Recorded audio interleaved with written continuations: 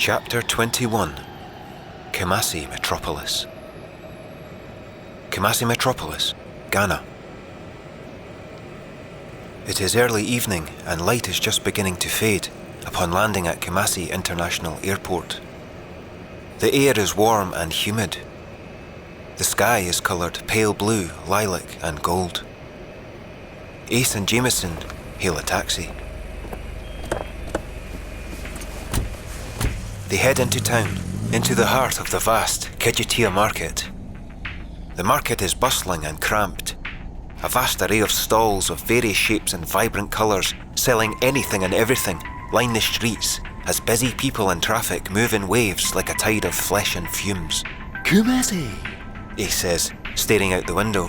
Once the capital for the great empire, a kingdom created through war and gold, now a writhing metropolis, as diseased and corrupt as any other. The government, the municipal authorities, high judges, they're all on the take. Their malfeasance uncovered. Now public knowledge.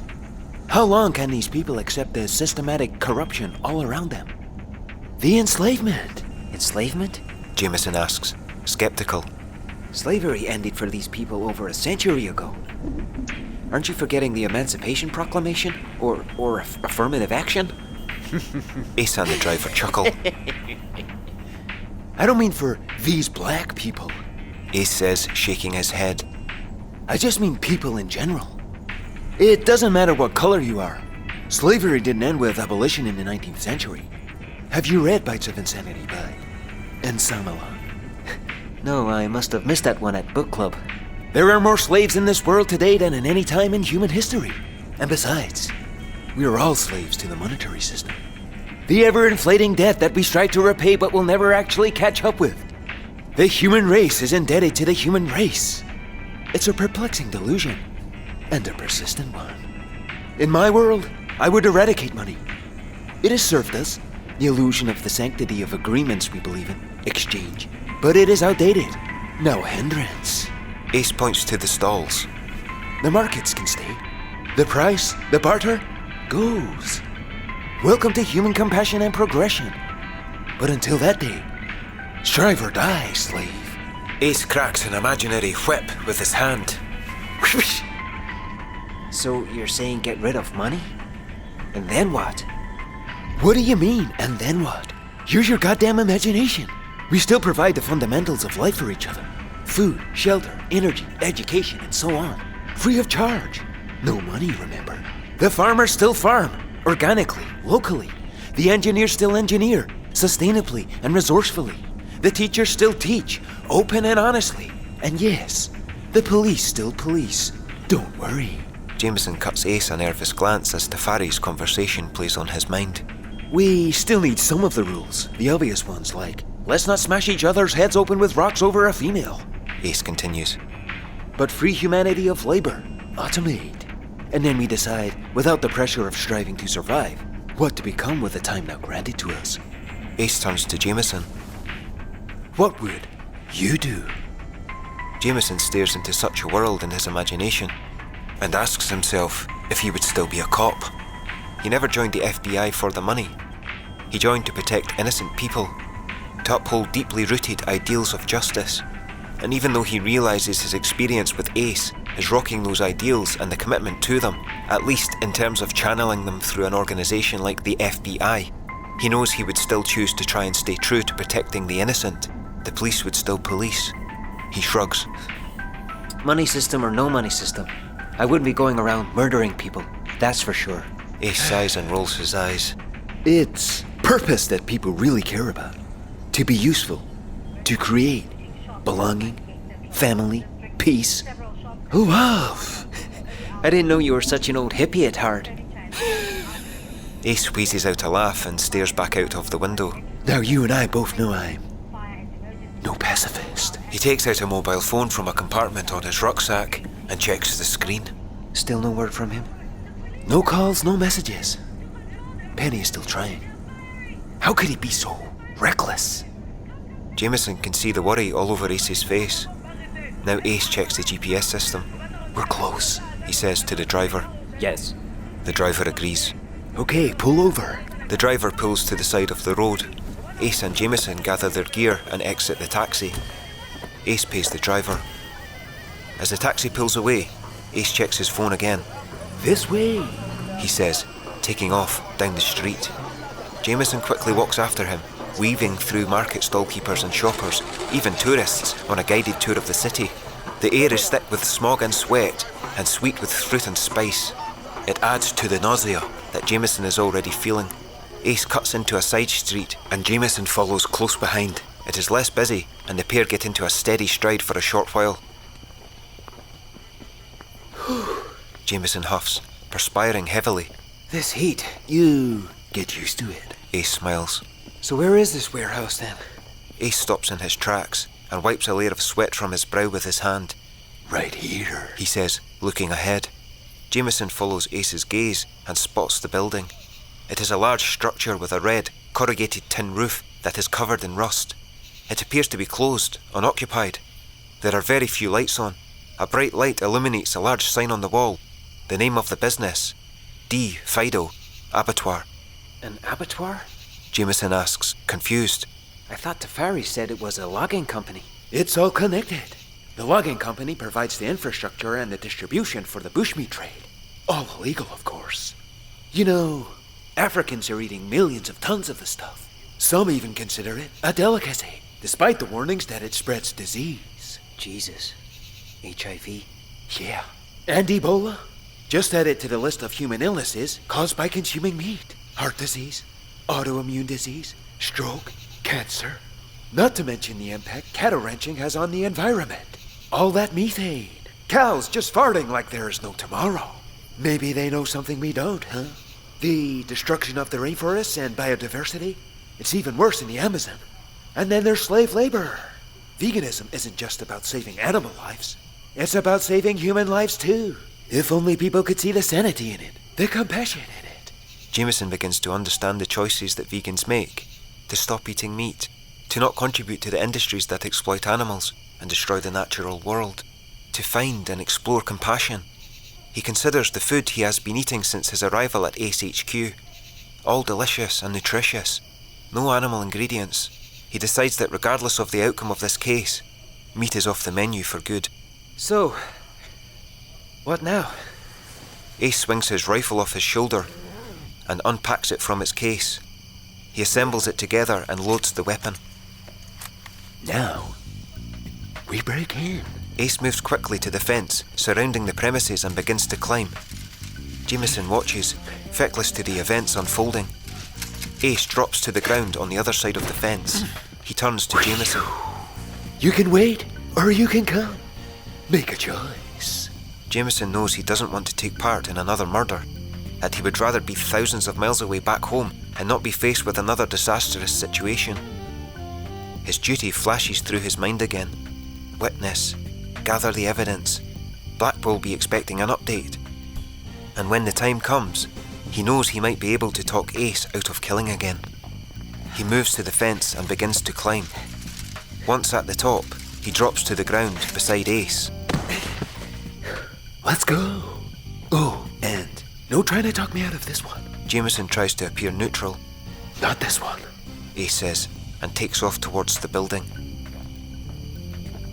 Jameson takes a deep breath and follows Ace. Something begins to vibrate in Ace's rucksack.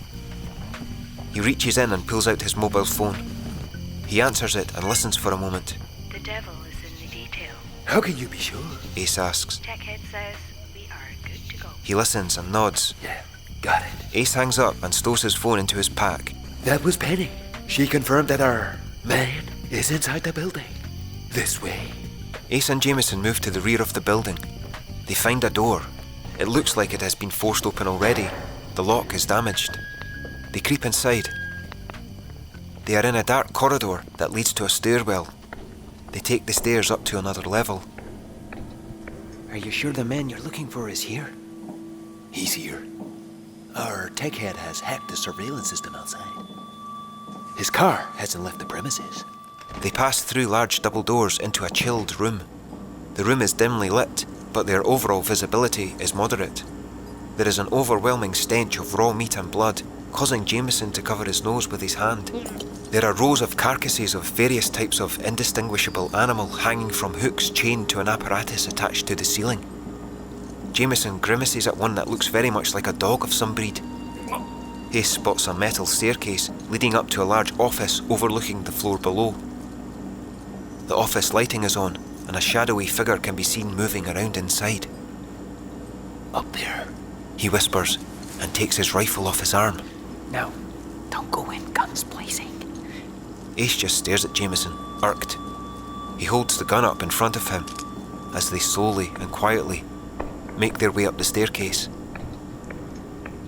They reach a small landing area which leads to the office door, which is slightly ajar. They creep to the door, and Ace eases it open with the barrel of his rifle, just enough for him to see inside.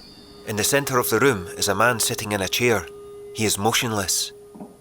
Ace creeps inside, never taking his eyes off the man in the chair. He notices that the man is awake.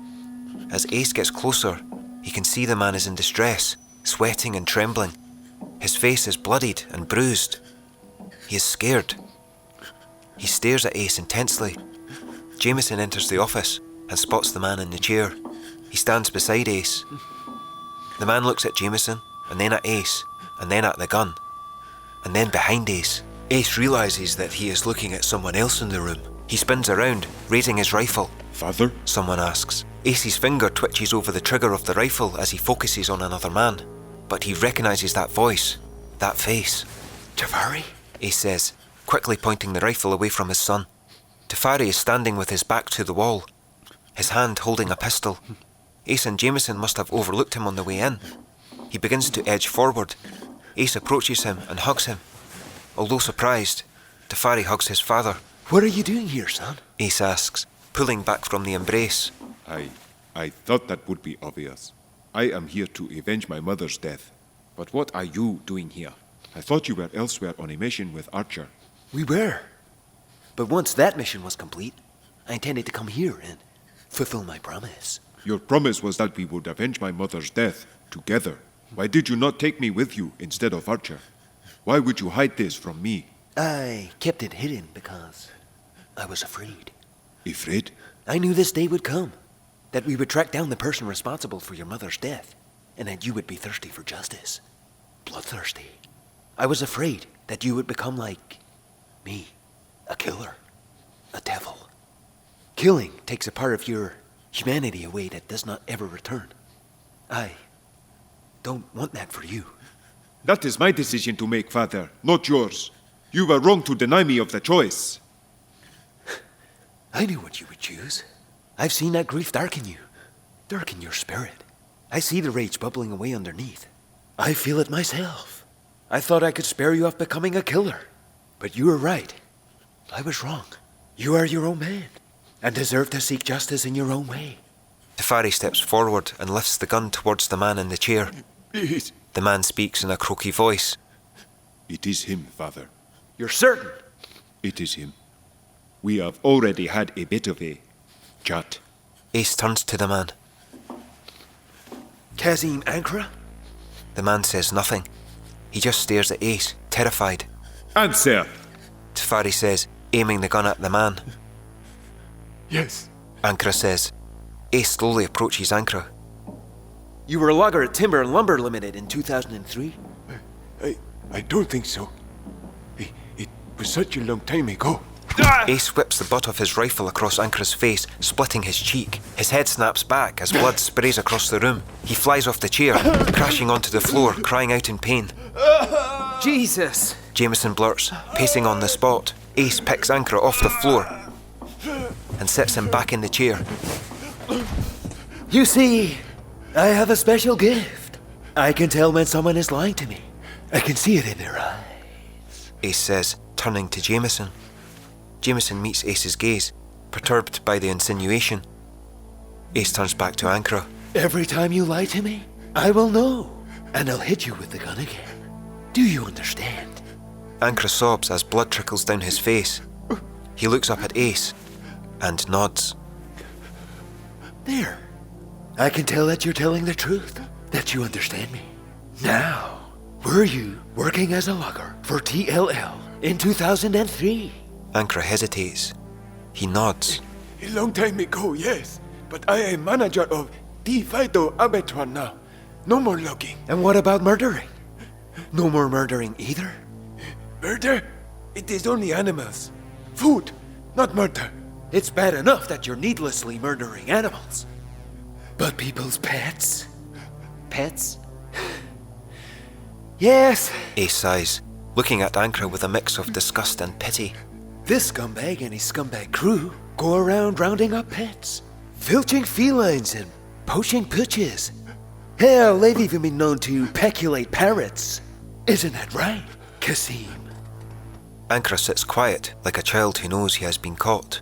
But you don't even draw the line there, do you? I don't know what you are talking about. Ankra says, shaking his head. I'm talking about human murder. No! No human murder! I can see it in your eyes, remember? Ace says, raising the butt of the gun. No, please! Ankra cowers. You murdered someone in 2003, didn't you? Ankra says nothing. His eyes dart from side to side. A woman? Deep in the jungles of Nibia? Ankra shifts in his seat. He looks desperate. Shivering, he shakes his head. Ace whips the butt of the gun across his face again, this time catching the side of his head. He falls out of the chair again to the floor. Jameson cannot watch. He cannot stop this either. He looks up at the ceiling and rubs the back of his neck. The tension causes him to grimace. It hurts him to bear witness to torture and to be powerless to stop it. The feeling of being out of control frightens him. He watches Ace pick Ankra up again and sit him in the chair. Tell me what happened, Kazim! Tell me what happened in that jungle! Ankra weeps and holds his head. Yes! Ace shouts, threatening him with the butt of the gun again. I was only supposed to frighten her! Ankra blurts, cowering and trying to protect his face with a trembling hand. There is a moment of silence. She was making only fuss. Halting our work. We were losing hundreds of thousands every day. I was only supposed to scare her. Shut her up. But when I approached her, she was fearless. Shouting at me, getting up in my face. We ended up grappling and... Tafari edges forward, with tears streaming from his eyes. Before I knew it, my hands were on her throat. Ankra confesses. And then she stopped moving and I knew she was gone. I never meant to kill her, I swear. Please, it was an accident. I swear it. Father, move out of the way. Tafari says, coldly. Ace turns to see Tafari aiming his pistol at Ankra. He hesitates, but closes his eyes and steps aside. You don't have to do it, Tafari. Stay out of this! Ace snaps. You heard him. It was an accident. Jameson goes on, ignoring Ace, trying to appeal to Tafari's conscience. Tafari just stares at Ankra, aiming the gun at his head. He strangled her! Choked her to death! That's hardly an accident. Now stay out of this, Archer. Tafari seems to gain conviction and targets Ankra's face. I have waited a long time for this. Tafari tells Ankra. Please, please. I am sorry. I am so sorry. Please, please. Ankra begs. Once you pull that trigger, Shut your mouth, Archer! there's no going back. Jameson continues, despite Ace's objections. You become a murderer, just like him. A killer, like your father. Is that what you want? Tafari? Tafari screws up his face, torn between his vengeance and his conscience. Tears stream down his cheeks. He cries out. You murdered my mother, you bastard! The gun rattles as Tafari shakes. His finger squeezes the trigger. Please don't kill me. Ankra sobs. Tafari gasps and tosses the gun to the side. It clatters as it hits the floor. I am sorry, Father. I cannot do it. Ace quickly walks to his son and puts his arm around his neck. He kisses his son's forehead. It's fine, son. You don't need to. You don't have to do it. Jameson looks down and locates where the gun had landed and thinks about picking it up. He could arrest all three of them. Is it the right time? He is overwhelmed with emotion, not thinking clear. Jameson looks at Ace, who is still clutching his rifle. He decides against any arrests at this juncture. Ace pulls away from Tafari and approaches Ankra and grabs him by the scruff of the neck. He quickly pulls him onto his feet and begins to march him out of the office, past Jameson. Okay, Ace, what are you doing? Jameson asks, nervously. Where are you going? Ace doesn't speak. He marches Ankra down the stairs. Tefari slowly walks to the office window, overlooking the floor below. Jameson joins him at the window. Ace is standing over Ankra, his rifle aimed at him. Ankra is taking off the last of his clothes, underwear too. What the hell is he doing? Jameson asks, bewildered. Tefari does not answer. He too looks confused. Ace leans over and grabs a stainless steel hook hanging from the pulley system in the roof. He quickly slams it deep into Ankra's back. Ankra cries out. Ace quickly pulls on the levering system which winches Ankra up off his feet, who flails and writhes on the hook, gagging, his hands desperately grabbing at air. Jesus Christ! Jameson yells. He turns to Tefari. Are you just gonna stand here and let him do this? Ace is now manoeuvring Ankra across the room. Tefari, although looking uncomfortable, remains silent. Ace hits a button on a large control panel beside him. A large stainless steel meat grinder directly below Ankra switches on and begins to turn with a loud mechanical whir. Oh no. Stop him. Tefari?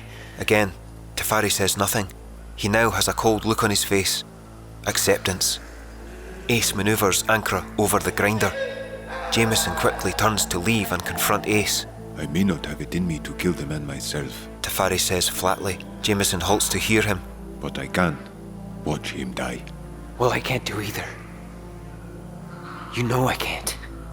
It is too late to stop it now. Jameson hears Ankra frantically shouting something in Akan, and then a piercing high-pitched scream that sends a deep jarring chill down his spine.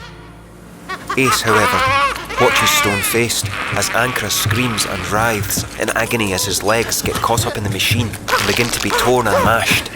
He shakes his head quickly, back and forth, his eyes bulging, with a look of surprise, as though he is in disbelief that this is really happening to him. His mouth is stretched open wide, his tongue protruding and lashing around uncontrollably, as his groin and lower abdomen are slowly lowered into the machine and begin to shred. Ankra gargles a final chilling scream as blood sprays from his mouth like a garden sprinkler. And then there are 3 loud gunshots. Ace quickly spins around to see Jameson on the stairs with a disturbed expression on his face and Tefari's discharged gun clasped in his hands, aimed at Ankra. Ace turns back to Ankra, whose head drops as he dies from the gunshot wounds. Ankra's twitching body disappears into the machine with a horrendous crunching, squirming sound. Ace switches off the machine. He turns to Jameson. Jameson, clearly in shock, turns the gun on Ace. Ace stares into his vacant eyes. Put the gun down, Tefari says, from the landing above. Jameson, distant, does nothing. There is a tense pause as Jameson holds the gun pointing at Ace. Eventually, Jameson seems to comply and slowly lowers the gun. Ace approaches Jameson, cautiously, as Tefari descends the stairs. Tefari carefully takes the gun out of Jameson's hands. I can't do this anymore. I can't do this. Not this. Anymore. You are in shock. I think it's time to head back to the US. Back to HQ. I'll join you there soon after. What more do you have to do? The man who killed my mother is dead. You have fulfilled your promise. The devil in me isn't quite finished here. Ace grins and looks back at the meat grinder. Go. Ace watches Tefari gently take Jameson by the arm and try to coax him down the remaining stairs. Ace turns to approach the grinder. You. Jameson says, stalling. Ace turns to see Jameson staring at him like a scared child, trying to confront a monster hiding in the closet. You really are the devil.